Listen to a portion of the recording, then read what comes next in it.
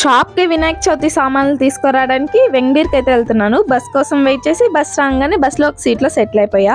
ఇంకా ఫస్టే ఫ్రూట్స్ అన్నీ తీసుకొని బరువు చాలా ఉందని మా అన్నయ్య షాప్లో ఇచ్చేసా. నెక్స్ట్ రాగానే చెరుకు, బనానాస్, ఇంకా షాపుకి కావాల్సిన కొన్ని ఐటమ్స్ అండ్ ఫ్లవర్స్ తీసుకొని మా నాన్న రిలయన్స్ దగ్గర ఉండమంటే ఖాళీగా ఎందుకు ఉండడం అని ఇక్కడ కొన్ని ఐటమ్స్ తీసుకొని బిల్లింగ్కి అయితే వచ్చేసాను.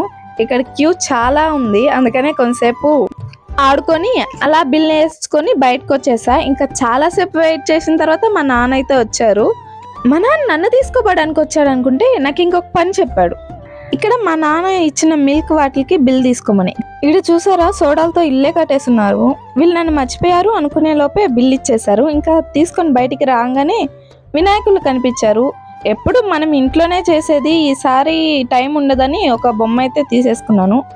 మా బాబాయ్ వచ్చాడు. మా బాబాయ్తో పాటు ఇంటికి వచ్చేసా. సరే అయితే బాయ్.